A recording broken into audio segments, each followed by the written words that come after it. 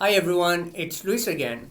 Listen, today I'm making a video on my amazing Catasetum that's in bloom right now. It bloomed for me last year, but unfortunately I broke the spike. And luckily, I didn't break it this year, so I'm able to make the video. Now, this is the name of my Catasetum. This is Catasetum Frilly Doris by Catasetum Jose Abalo. Now, what I want to point out on this orchid, if you guys are familiar with Catasetums, is that they're deciduous, meaning they're going to lose their leaves in the fall and rest throughout the winter, and then come in the spring, they're going to have a new growth, and which will develop into a new pseudobulb. Now, on Catasetums, they're very unique in the fact that they have male flowers and they have female flowers. This flower is a male flower, and I will give you an example of what a female flower looks like. This is an example of what a female flower will look like in different variations of that form. Usually the hood or the helmet will be on the top, and then the petals and sepals will be facing down. Since this one's a male, you see that there's no hood, and the lip itself is facing the bottom. This is the lip, and it's basically resupinated to the bottom. Now, I want to go into the parents of this Catasetum. I did point out that it's a hybrid between Frilly Doris, and this is what one of the parents looks like. That's Catasetum Frilly Doris, and see how it has those little frilly lip right here in the bottom, right here. Well, that has passed on to this plant as well. You're going to see the frilliness on this side, a little bit here, and over here on the left. Now, the other parent is Jose Abalo. And depending on where you find your picture for Jose Abalo, you're going to see it resupinate, and you will also see it as a non-resupinate form of this flower. And the reason for that is because it has Catasetum sanguineum. And Catasetum sanguineum looks like a masked creature, or maybe some kind of monkey. That's what it looks like. So if you don't know what resupinate means, is that when the flower comes out, it twists down to where the lip faces down. But when it doesn't, this is what it will look like. This is an example. Oops, sorry, hold on. This is an example of Jose Abalo where it's non-resupinate. So it almost looks like a hooded skeleton or creature, almost like a Darth Vader. And that's really cool. And the reason it does that is because on some plants, the sanguineum is showing through, and since it is a non-resupinate, it will look like this. Now, I do want to point out that there's different varieties of this Catasetum hybrid. And this is an example of the same hybrid, but on this one, it has more white or yellowish on the lip compared to what I have, which is all dark black, or, depending on how you see it, it's pretty black. Now, the reason I have this blue background here is so that you guys can see the flower better.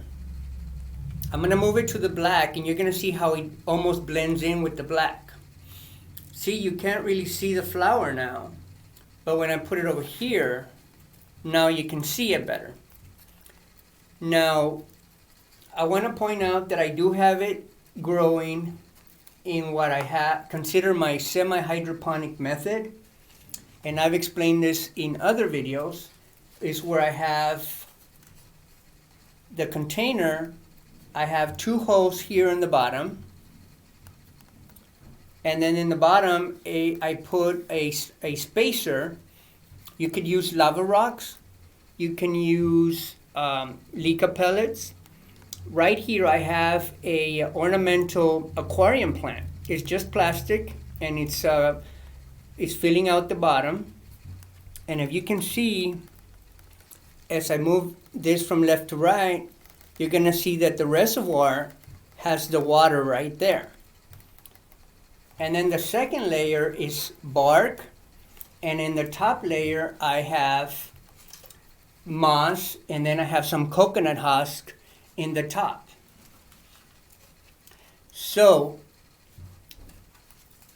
on Catasetums, you're going to have that the bloom spike comes out right from the base. Now the reason I tied it is because last year I broke it. I did not want to break it this year, so what I did, I tied it. Now for you, if you're going to tie it, just a heads up, make sure that you don't tie it too high up like I did, because when the inflorescence is trying to bend over, you might be able to crowd the flowers, and it's not good for presentation because the flowers are going to be crowded. See, if you look here,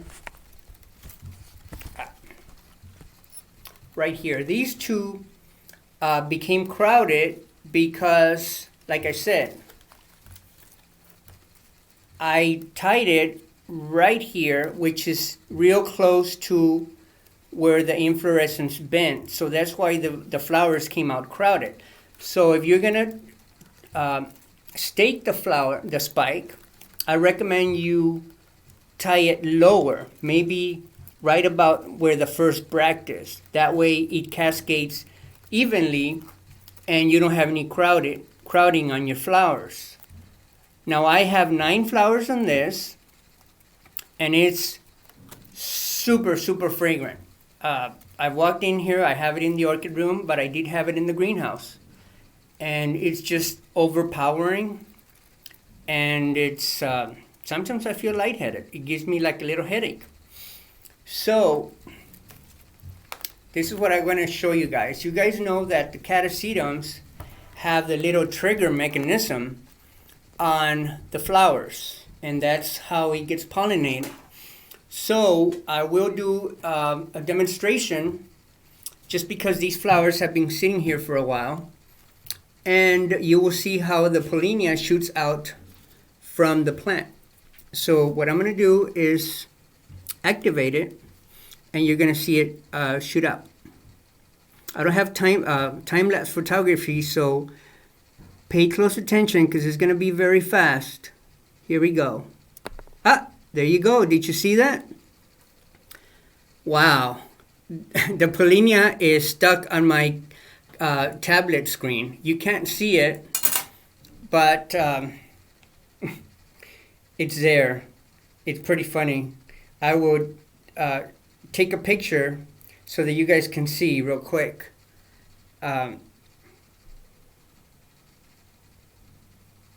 Just hold on. See, right here is the pollinia.